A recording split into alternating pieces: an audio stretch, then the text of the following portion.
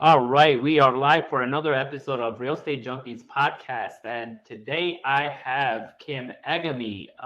Kim is someone that I have ran into before coming to EXP, and even after coming to EXP, I always found her to be open book. Anytime I get into a conversation with her, I could talk about anything with her. I should have had you before, way earlier, but well, I got you on a podcast.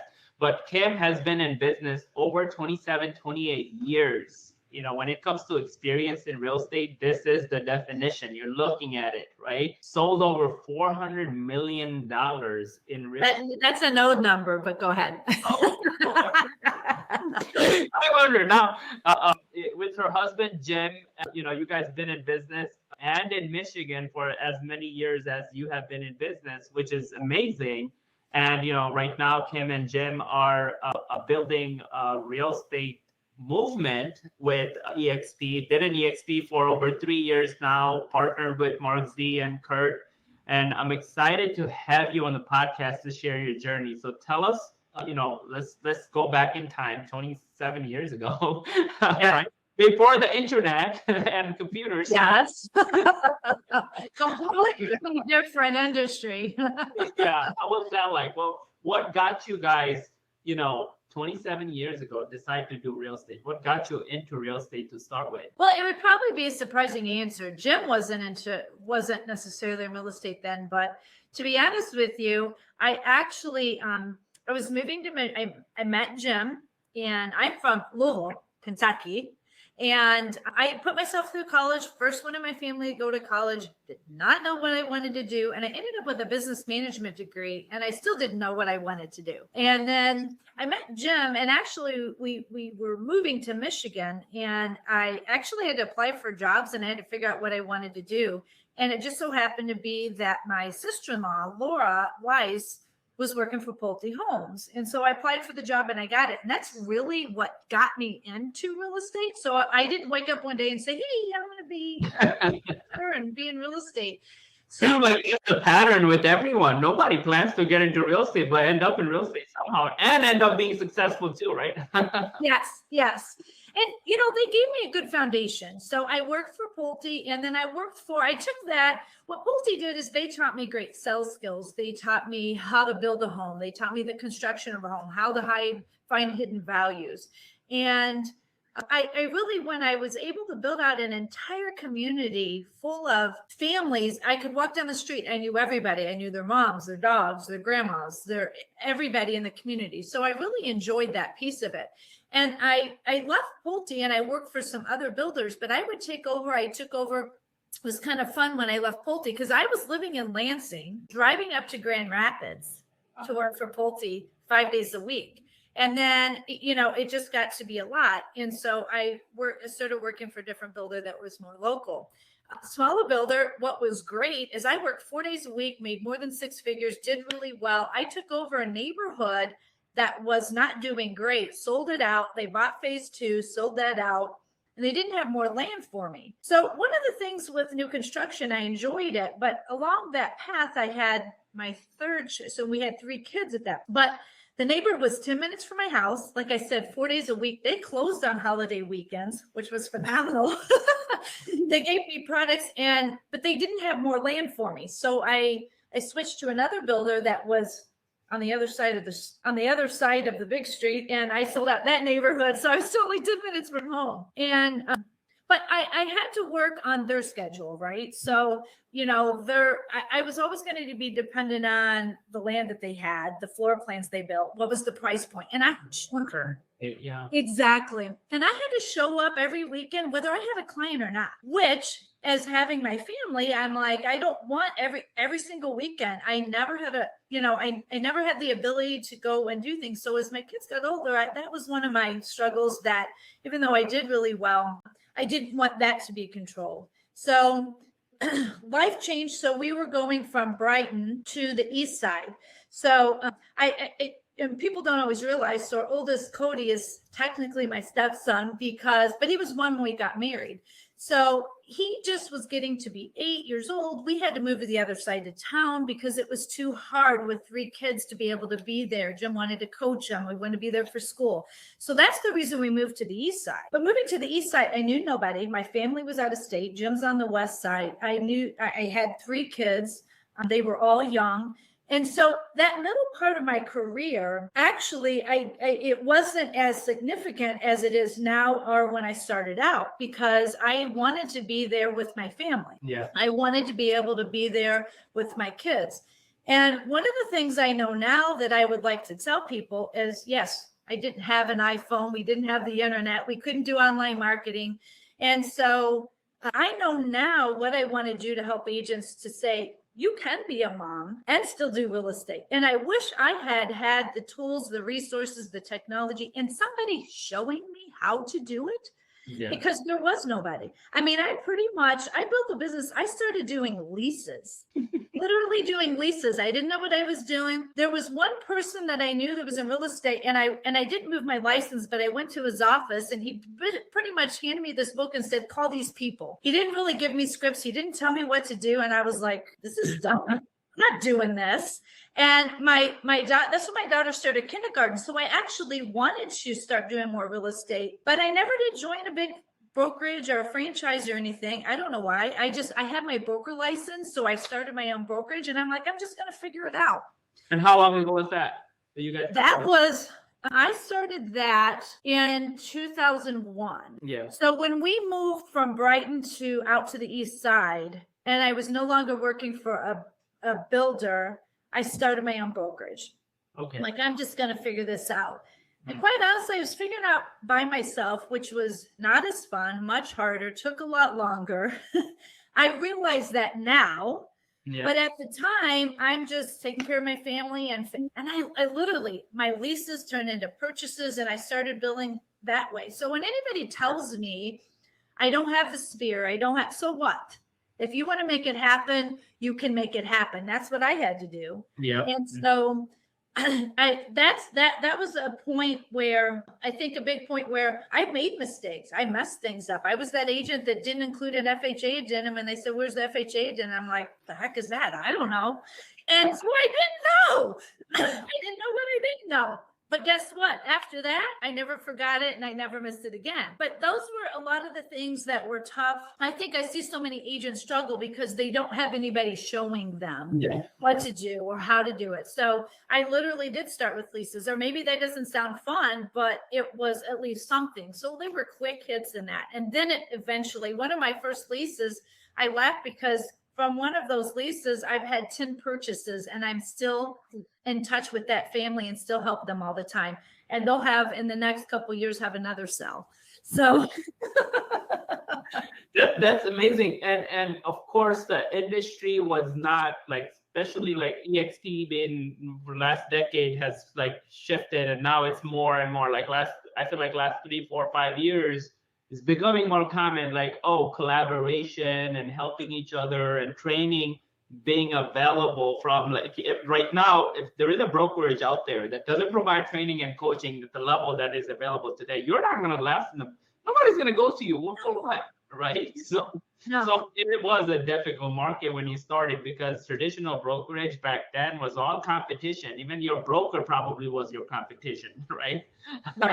The broker wouldn't even teach you what they need to teach you. But let's go back, okay? First, like, time I met you, when you introduced me to your husband, Jim, and in my mind, I'm like, are they making names up like Kim and Jim? Like, when you guys met, was it like a setup or what? What's up with the names?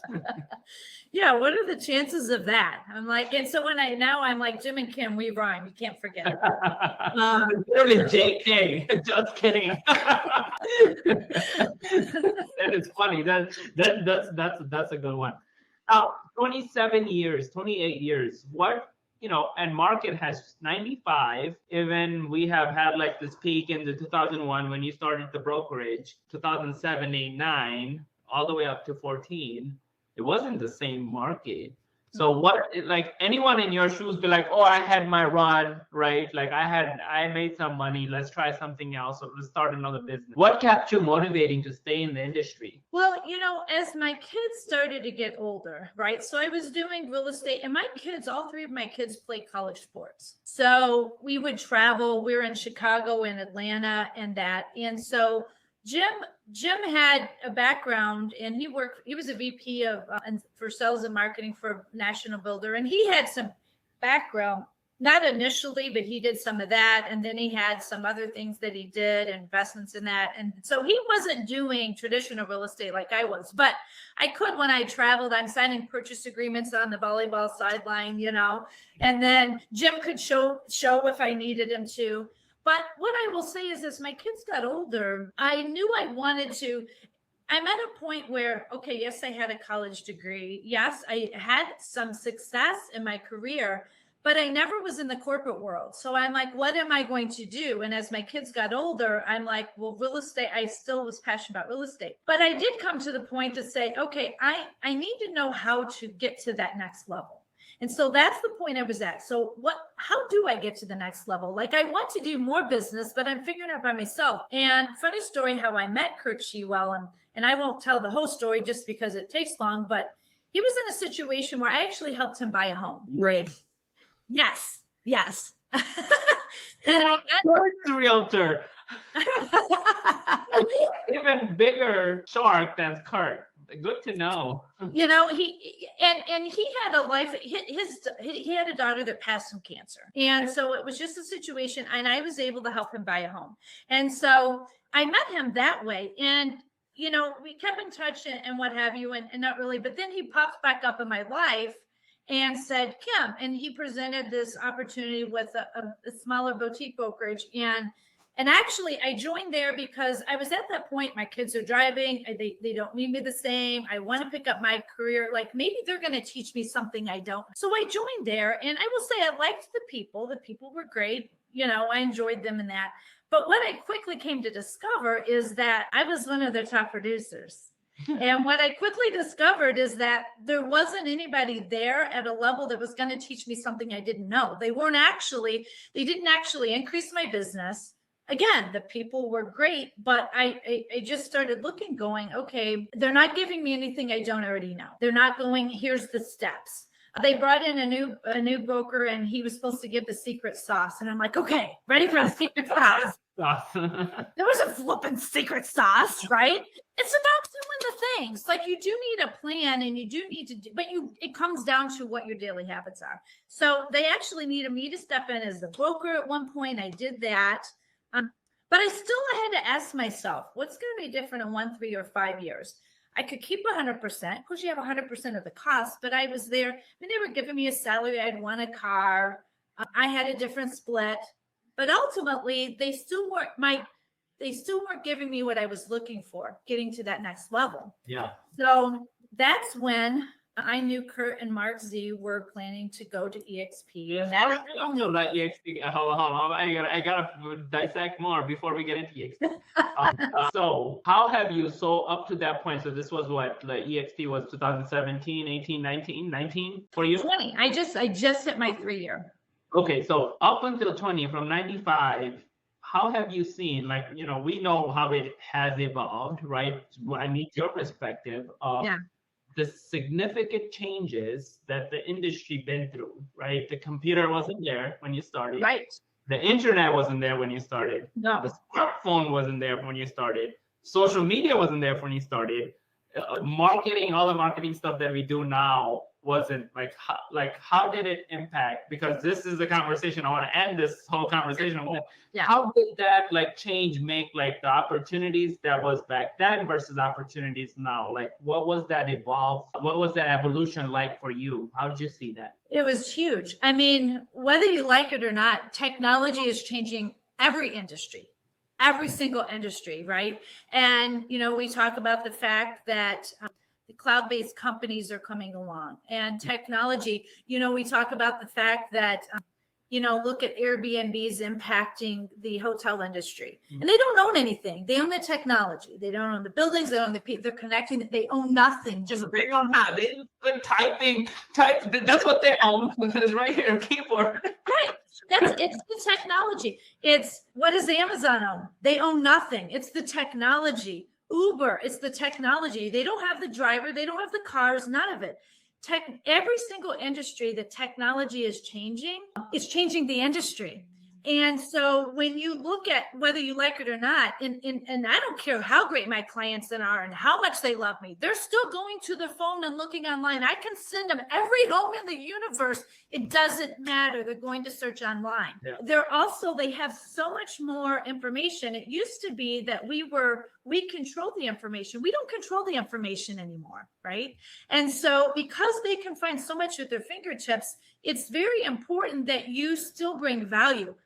1,000%. I can tell you all the ways I bring value to my client. Technology, I have to embrace it and I have to meet them in the way of the world. So with the way that I used to be able to do it, and that's where I'm saying, like, as a mom, now knowing what I know, now being able to have the systems, the tools, being able to sell more homes, because you get to a point when you sell so many homes, you either have to use technology and resources to get time back, or you have no life. Yeah. You get caught up in the whole thing. You do. If I want to be present with my kids, I mean, clients want to see homes and they're on, and it's a hot market and you got to go. And I'm sitting I'm shopping in the middle of the mall with my daughter. It's like all of those things happen. So having tools and resources allows me to get some of my time back, because I can use those things to make my time more efficient. So that is hugely, hugely important. Having a CRM system, having a system where I've been doing it for so long. If I could go back and take all the clients I've had way back when and still have their contact information where I don't forget about them, where I can keep in touch with them. There's just so many more ways that I much rather work with people that already I have a relationship with, right? Mm-hmm. But you have to have a system to do that. Otherwise, it's too hard to keep up with. So the tools and the technology has changed what you can do and get some of that time back, help more people, but also still have a life. Yeah. And in this industry, someone who have been in the industry as long as you have, right? It's very uncommon to find someone nothing to do with your age. It's just like you've been in the business comfortable, right? People just get comfortable. Right. They have made enough money and they have run a business. They just have too much capacity, right? They would rather outsource and have the new guys do the thing, right? Like Bashar, right? But what shocked me was when I got to meet you and I check out your stuff, I'm like, they got funnels, right? Like what? Like you guys have, and it was just that it was, of course, other people got funnels, like GoGo has it, right? Like everyone, like younger has it, but finding you guys to have it, it was kind of like shocking to me. So like it had to come with it's not just new, like, oh, today you just realize, oh, technology is changing everything, so let's just update everything. It had to be because of a habitual thing, right? So throughout your career, you were updating. So tell us about some, like, it doesn't have to be story, but some of the things that you had to consistently do to stay up to date, right? Like, oh, okay, computer came and now you got to start using computer, and the internet came, so I started utilizing that, and smartphone came.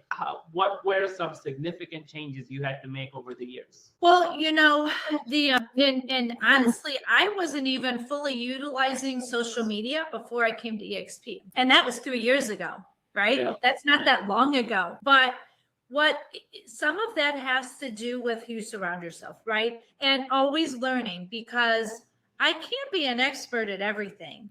Mm-hmm.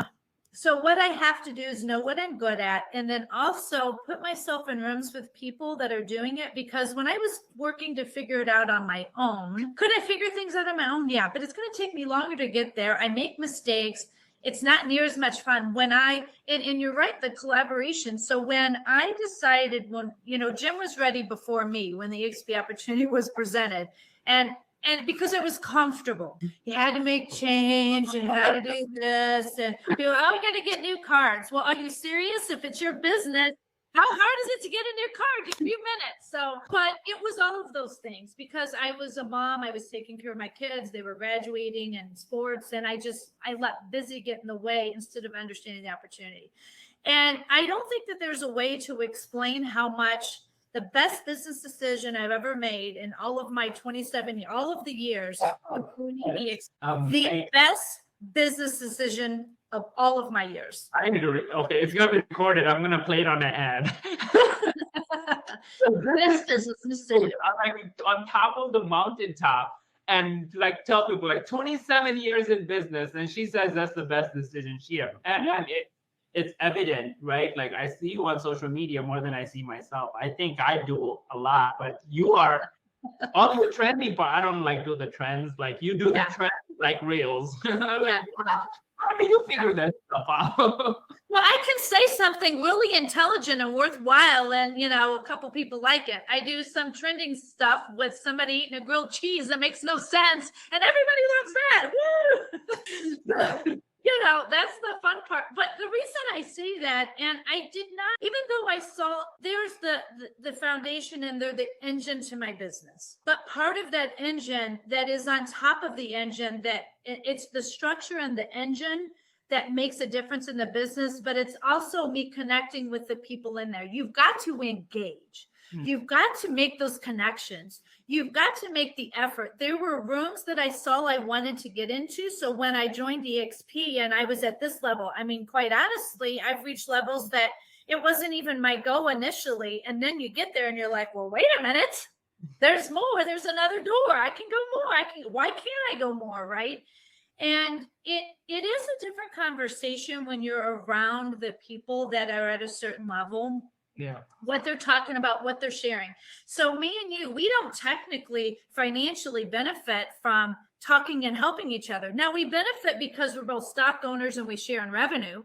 We don't directly benefit, but here's the thing. The structure of the company makes it as such that we connect and we think bigger, that if you can share things that work for you and I can share things that work for me, I think there's enough business for both of us, and you're going to have a different circle and you're going to do some of the things and not other things. And that can go both ways. Yeah. So where's the downside in us helping each other? And it does then benefit our stock and our revenue. And so that's the game changer. So it's very hard to put into words until you're here. When I started saying that I'm in rooms, I went to dinner the other night and and I'll leave, this one's making 4 million a year. This one's 1.2. This one's with 60 million. And I get to bring in people to that table and we're having conversations and this works and that works. And it's the dinner, and then there's the masterminds, but it's the dinners on do this, do that. This worked. How do you go here? How do you go from? So that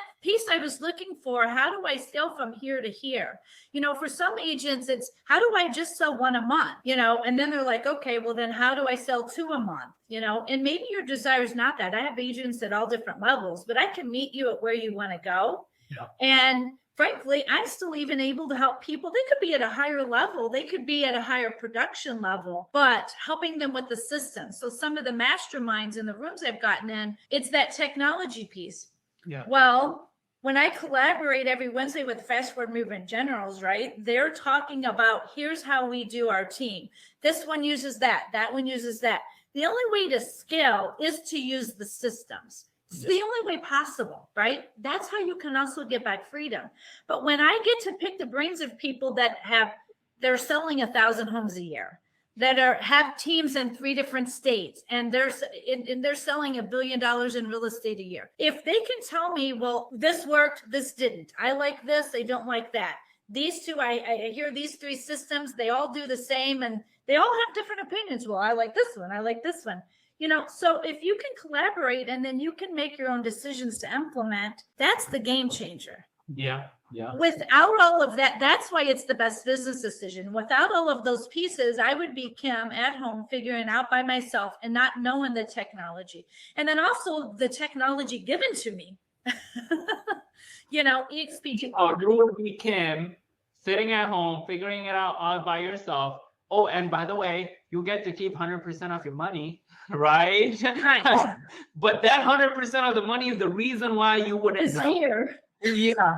I'll take 80% of this money because I mean, when I look at what I've tripled my income from where I was at to where, and then there's all these other things and that doesn't count my stock or my revenue. It's all these other pieces. The only way to true wealth is to have multiple streams of income. The only way to retire and not do this forever is to actually build some of that. And I don't know why that would ever be considered a bad thing. If you think it's a bad thing, then you just don't understand it yet.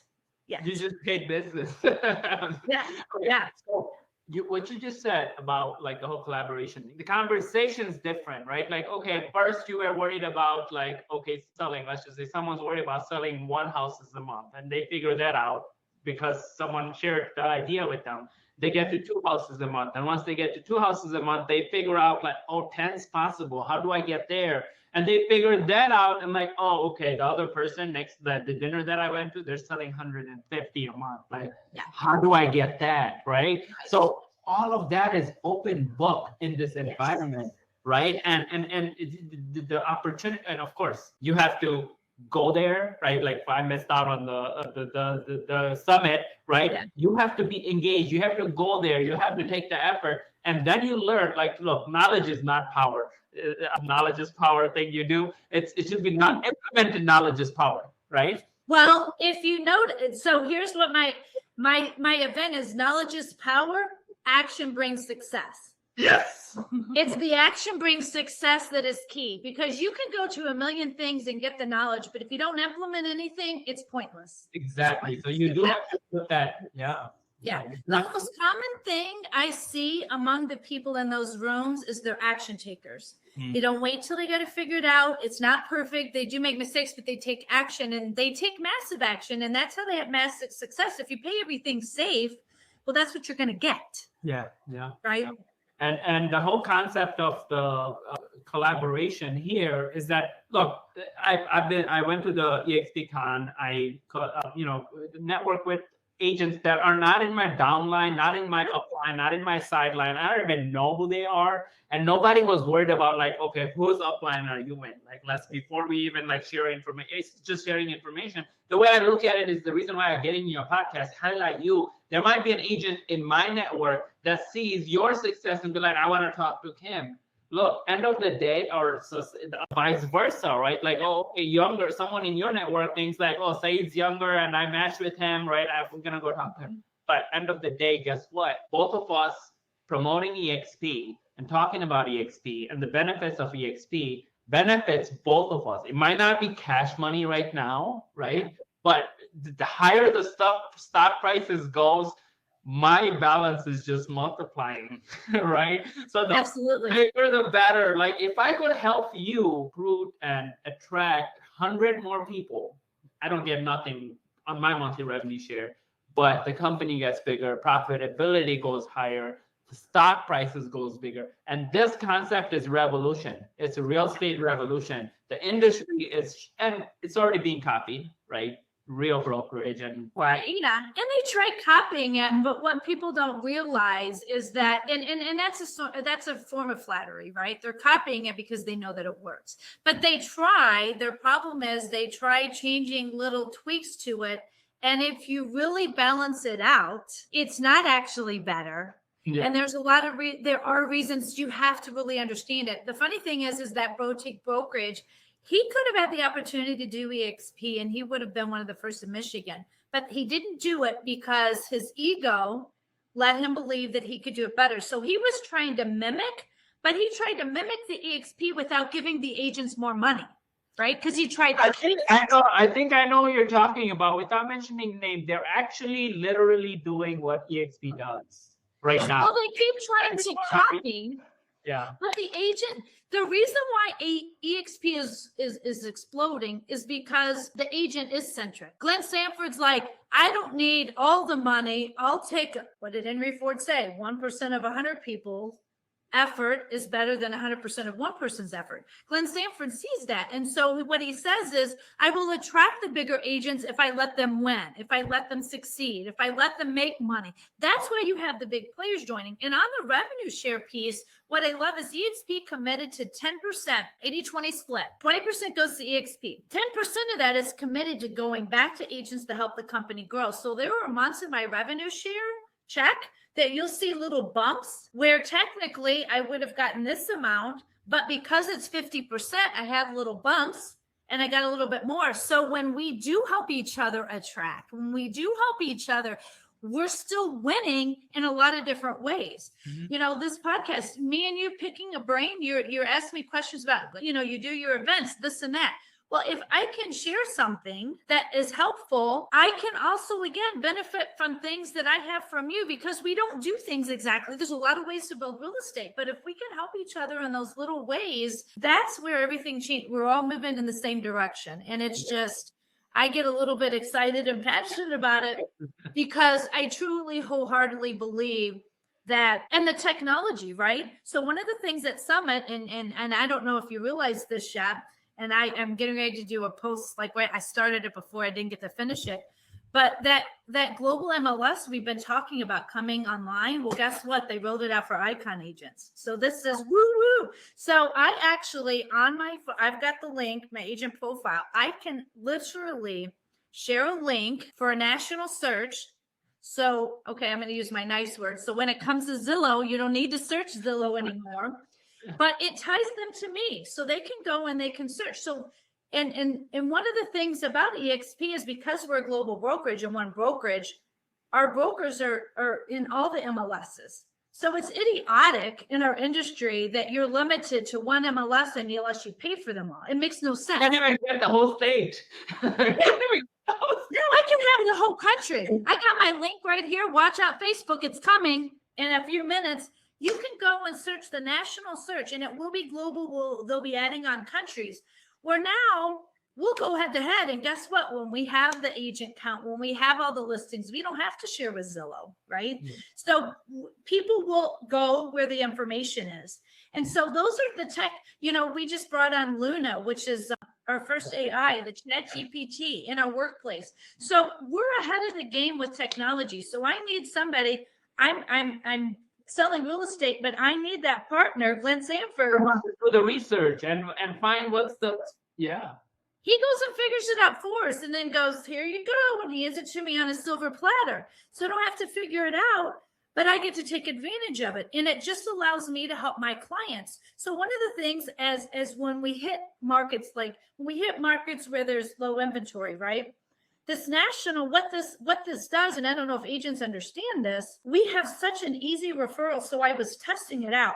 I can share my national link. I can have somebody search in another state. I tested it. I got a text, this person was on your website. Amazing. Accept it if you want to work it. Or there was a button I could hit, refer it out. So I can get all these leads. Literally, it was a button in front of me. Bam, I can refer that out. So then now I can work out referral agreements within EXP. They pay me so flippin' fast.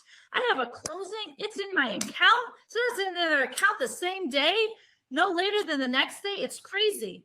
But the agreement. First 3 out-of-state deals, like New York, Kansas, and Florida.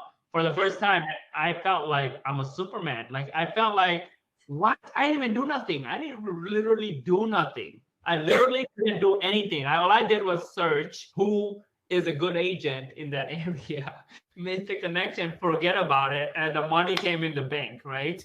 Right. So it's those extra streams of income. So now I've got a national search where they can go anywhere. I did have a client buying here in Michigan and selling a home in New Jersey. I was able to find an agent there and I got a 30% referral. They didn't do anything. They sold the home.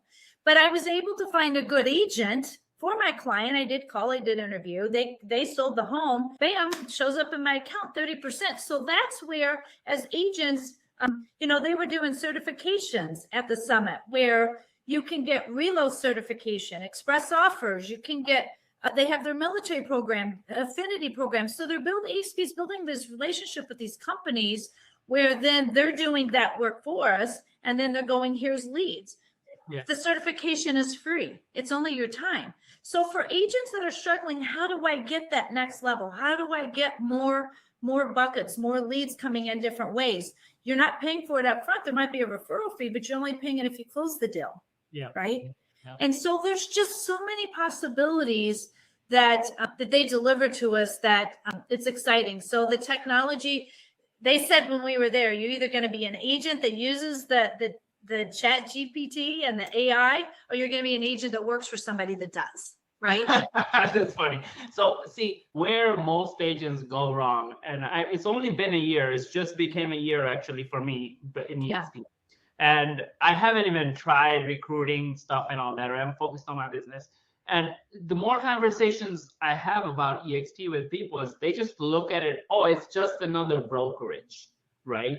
And they don't realize that it's not just another brokerage. With information, with technology, with the opportunities this brokerage put in front of you, aside from the model, aside from the multiple revenue stream and all of that, let's just say you don't care for none of that. I don't care for attraction. I don't care for the stocks. I just want money now, and I want to save money. Saving money, yes, even that EXP beats any other deal. 80-20 split, $16,000 cap. You get the cap back in stocks. Nobody could beat that, right? What they don't get is the opportunities that EXP as a brokerage puts in front of its agents, the certification programs, the referral sources, the lead generation platform that's built into your CRM that they give you. Top of the line CRM. Yes, there are better ones out there, but come on, at the brokerage level, the way it's operating seamlessly, find me another one with 90,000 agents in the brokerage that has technology the level that we do. But now going back to like copying models, right? Like other people trying to copy. What people don't realize is that it's not the how that gets us to the destination, it's the why. When EXP started, why was it started with? It's not the model, it's the reason behind the model that makes the model great. So you can't just, I see this all the time. Like someone, I'm sure people that do that to you too, right? They see, oh, Kim's killing it. Let's just go see what she's doing and let's try to copy it. Like whatever, if she's doing open houses, I'll go do open houses, right? She's doing social media and I'll just follow her style and do social media, right? People feel like it's some way you're doing it, how you're doing it, but it's not. It's the fire that's inside of you that makes you go figure out the way, whatever it is, right? Well, and EXP, the model it is today, it hasn't changed much over like 14 years, and it's still revolutionary, still like top of the line, right? Nothing like splits hasn't changed, fees per month hasn't changed. Nothing has changed really over the years. Maybe small tweaks, right? But still industry, pioneering the industry, right? Yeah. Yes. And it will probably change because the fire inside under that stove is what causes the success and content. Yeah. It's the people. It's the people. So the model fuels the fire, but the people are the one that make the change. And really the model is honestly comes down to the most basic human trait. I financially benefit the more I help others. Yeah. And the more I help others, the more I succeed. And let's say you don't care. I'm not going to recruit. I don't want to do that. Okay. Well, I don't know. It's not a bad word, but let's say you don't want to do that. You just want to sell more real estate. Since I've joined, I've sold more real estate. And I've sold more real estate because of who I surround myself with. There are masterminds every Monday. I do masterminds with, and then I hear people go, I don't need motivation. I don't need to go to events. I don't need, here's the thing. I mean, at the summit, Ed Milet was on stage and he just told a great story. And it's funny because sometimes people think, oh, you're having success. It's easy. It comes easy. You're just better than me, smarter than me, prettier than me. That's not it at all. It's because I take action. It has nothing to do with any of those things. Which is like how at least over 50, right? I'm just assuming numbers now, right? If someone I literally have to do the math. I just turned 50. I was born in 71. I just turned 52. I'm pretty good at aging. So you could have pretended. If someone thinks you are lucky, you in this time and age, technology like that dominates anything these days. I made this post, and a lot of people hated me for it, is that the AI will piss on experience. Your 30 years of experience, AI will beat it by 3 seconds. Yep. If someone thinks you are lucky, they have another thing coming. It's not the spirit. I guarantee you, it's not your experience why you're successful. It is not. Well, you probably have been, but not in the last 5 years, right? It was because you kept upgrading, right? And it's the work. Listen, it doesn't just come. Do I love doing video and social media? No, there's some days I'm like, right? I record videos and I'm like, delete. And sometimes I'll be talking, we just did a blooper and I'll be talking, everything was perfect. I got to the end and I'd said something right. I'm like, why did I say that? I don't know, do it again. So I'm a perfectionist, but people don't see the hard work that goes in behind the scenes. And it doesn't just come. And one of the things I want to try to start working on is sharing a little bit more of the struggles. I have bad days. I have days. I don't like the wrinkles in my forehead. Right? I don't like my circles. I don't like my pointy chin. I have good hair days. I have bad hair days. It doesn't matter. What I know is that if I do these things, it brings me business that pays my house bill. That actually my why is my family. So I have 3 kids. So now I have 3 kids. 2 were in college. Cole just graduated. 1, I have 2 grandkids, which seems insane, but I do. And I'm a Mimi, not a grandma. And so it sounds way cuter. But my point is that they all start going in their own direction. So I dedicated my life to raising my family. And so the lessons that I see my kids learning from what I'm doing and taking at an age where some people would be like, I would do what's comfortable. And I'm not. I'm doing what's uncomfortable. I don't like the video, but I'm doing it. Sometimes my kids are like, you have to take a photo. Yes, I do. Get over it. This is paid for your college, so deal with it. So it's not all fun. I don't enjoy it. Follow me around the house with the camera. Yeah. When we go to the mall, we run into people and people will say, I'll be shopping with my daughter and I'll have people come up, Kim, and they know me from social media. My daughter's like, and they know her and they're like, they say something about her life and she's like. That's funny. But it's amazing. It is amazing. You know what? When I went to EXPCon, that was my first EXPCon, right? Yeah. So any other traditional brokerage where they're known to have like the older people, right?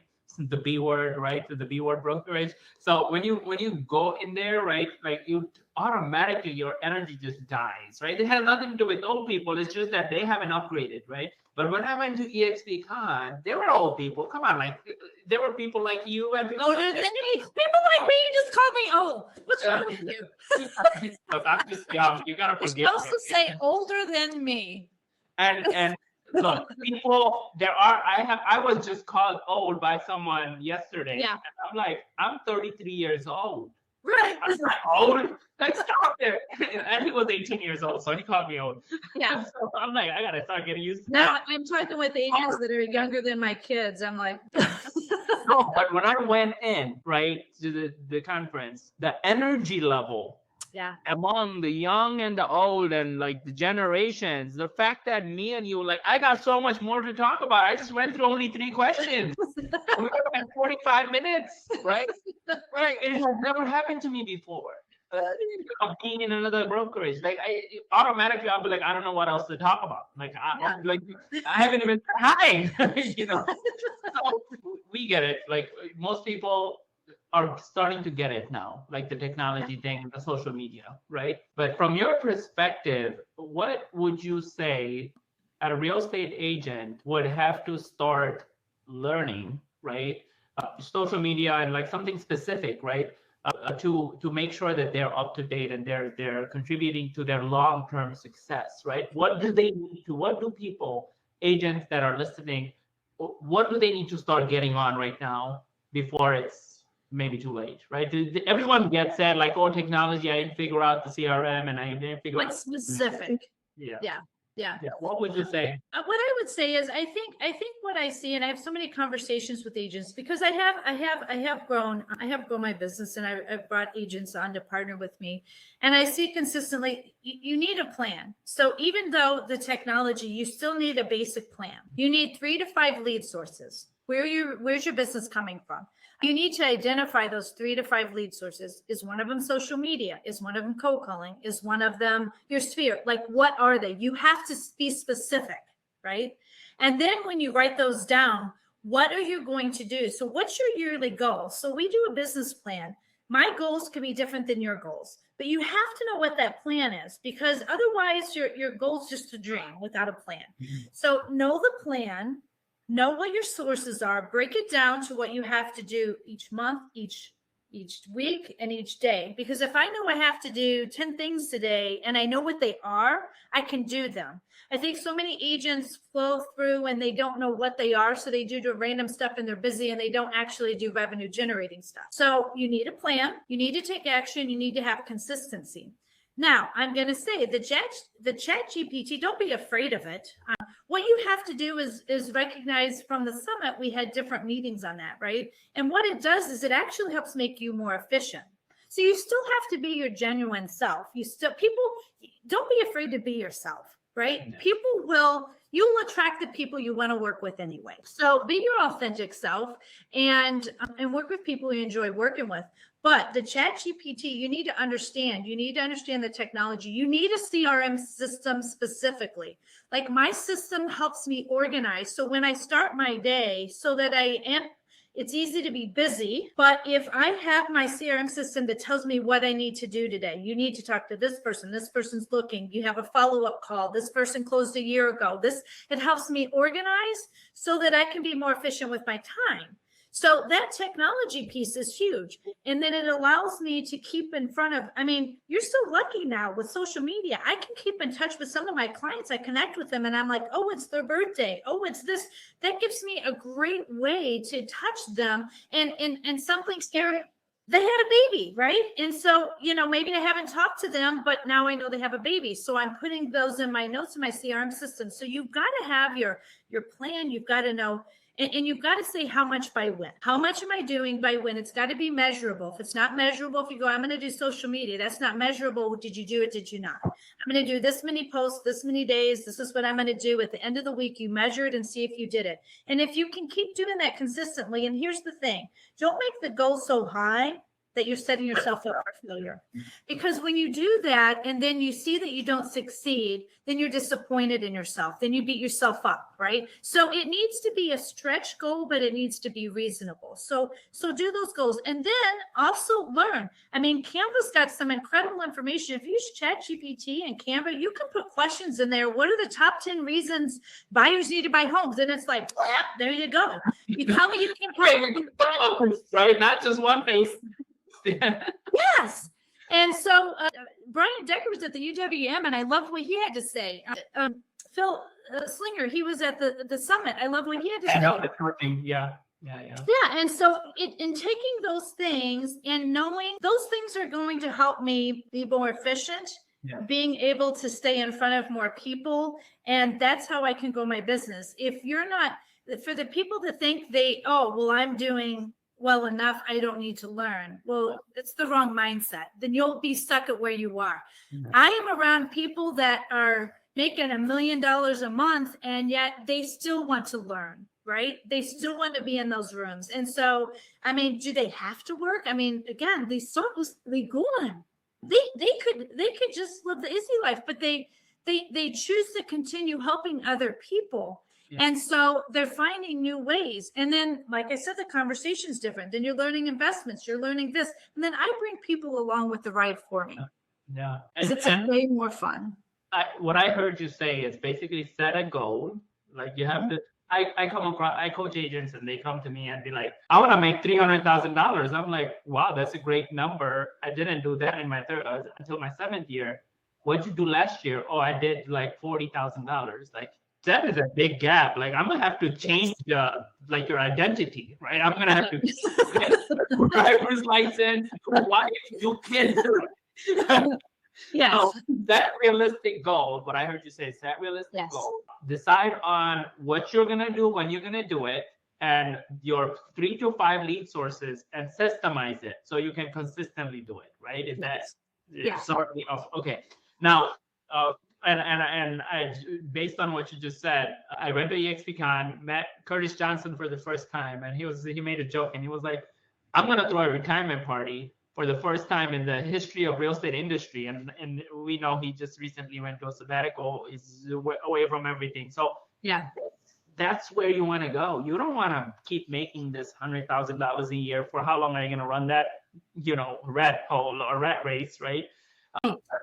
What advice? Now let's come to it. Why'd you come? Now you know now what you know now about EXP, but you didn't know all of this before you came, right? So what, Understand how powerful. yeah. So what if someone who had the level of success you have had, it wasn't like you're not like a unicorn. There were other people. There are other people in the market who have some level of success. If not equal, if not more, maybe more, right? Yes.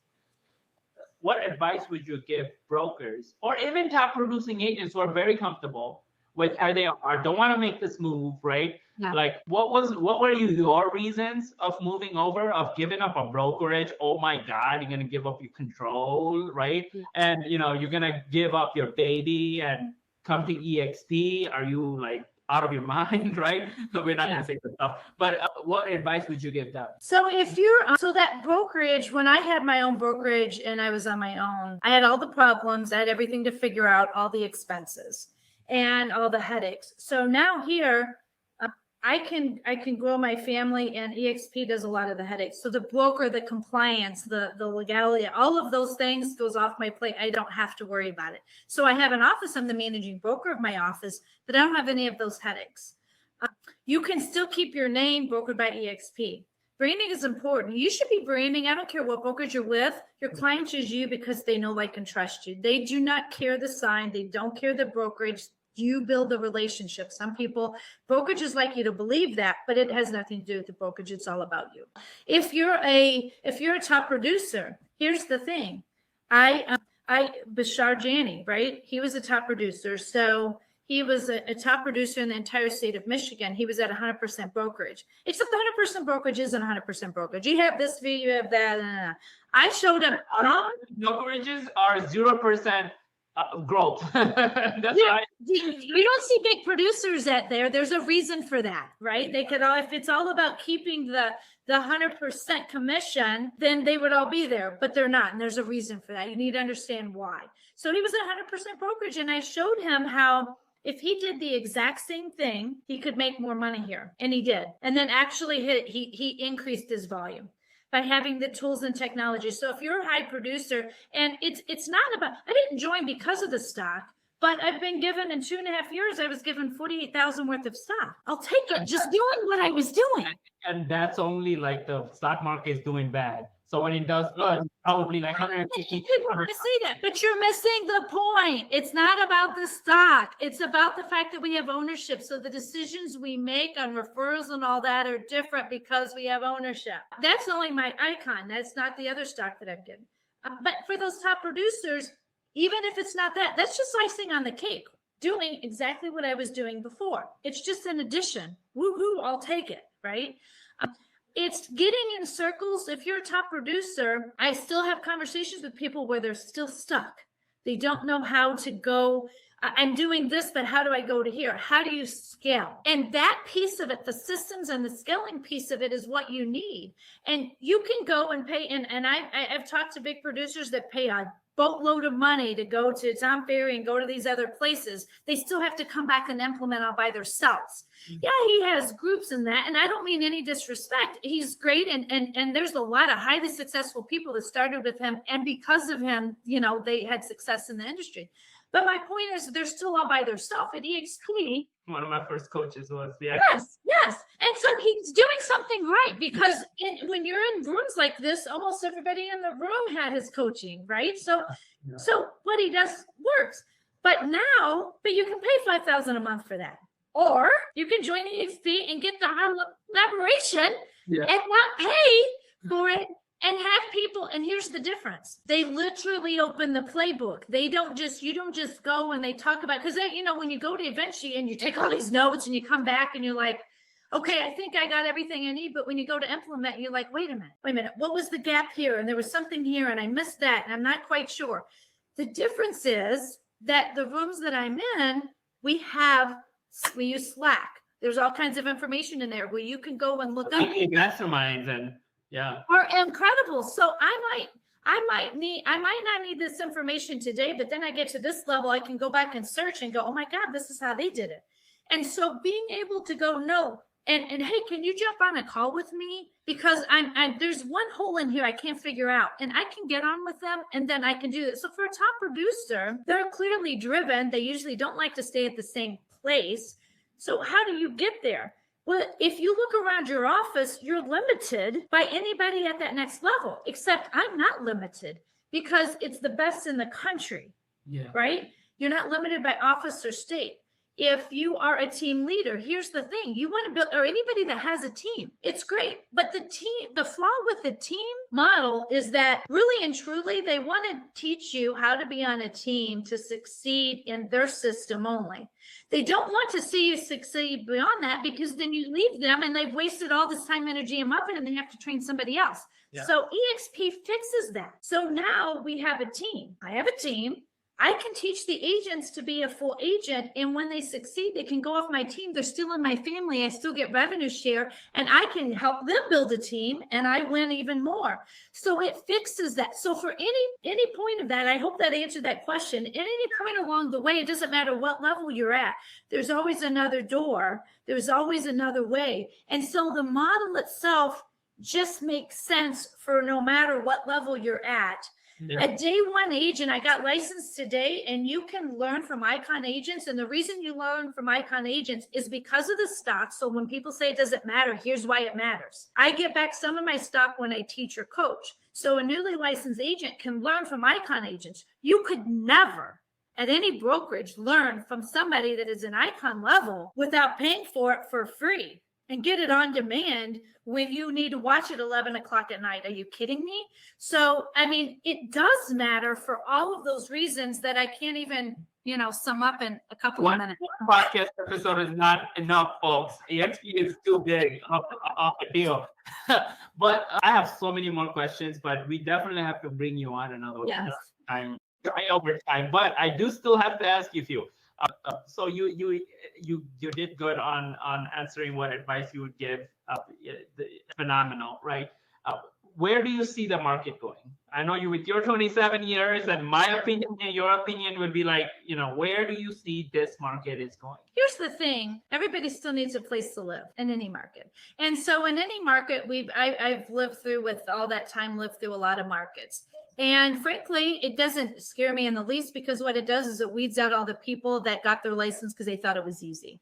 That Aunt Susie that, people want to use Aunt Susie because it's Aunt Susie, right? But they have no idea what goes in the back end. And Aunt Susie doesn't answer a phone, and she doesn't know how to negotiate, and she doesn't know how to win at multiple offers, right? So the market itself, people are still going to need a house to live in, right? One of the things they talked about, which is more of a global thing, and I'm not going to go into because they don't have those expertise. He's talking about how these big companies are coming in and buying up a lot of the homes. And the goal is to then own the homes to where we're going to rent them. And we want to think that we like that. But there's a reason they're doing that, because then they can raise the rents and control us. So those are some of the things I'm like, just being exposed to that. But really and truly in the market, it's important to build your brand.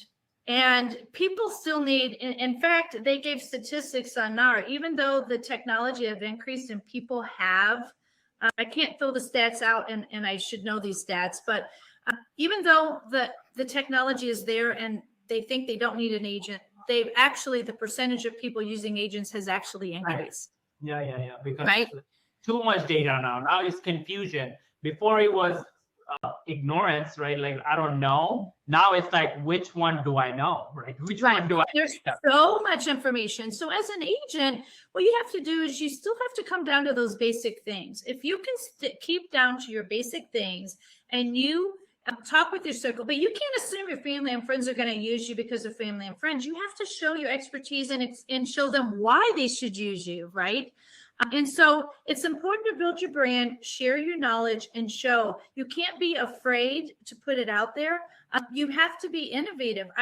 Here's the thing. I see these young agents that grew up on TikTok and they grew up on all the social media and they know it better than I do. All right, I think I'm pretty good, but they're just like, I watch my grandkids and they're like, shh.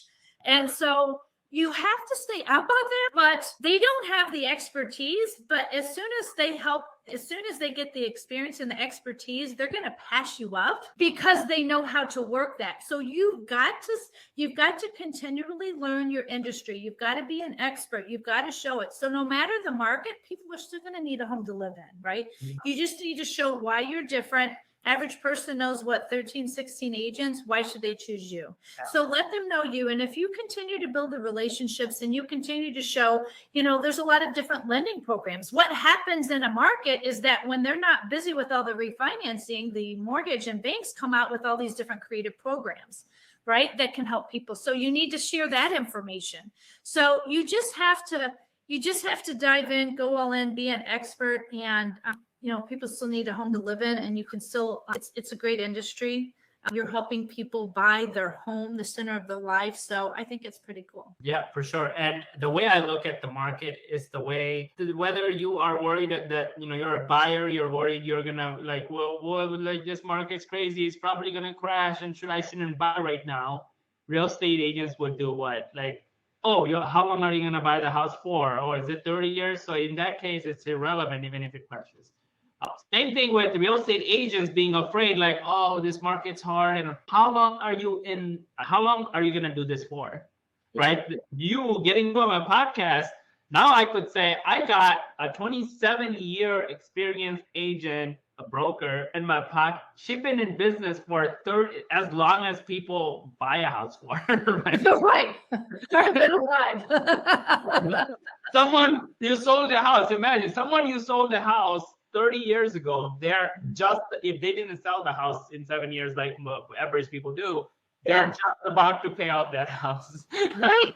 So in it for all in, it doesn't matter the market's gonna do. You're just gonna change the way you do business, right? Market turns upside down, there'll be more sellers and less buyers, and you're gonna focus on sellers, and you're gonna have systems around sellers and listings. Market, there is always gonna be a real estate transaction. Yes. No matter what. And these big BlackRock and all these big hedge funds, if they are buying real estate, they know something we don't know, that's for sure, right? They control 70 to 80% of the economy. They own, not control, they own. Majority of the money's in their pocket. And if they are buying real estate like they have never bought before, JP Morgan Chase has rental portfolio for the first time in history of JP Morgan Chase.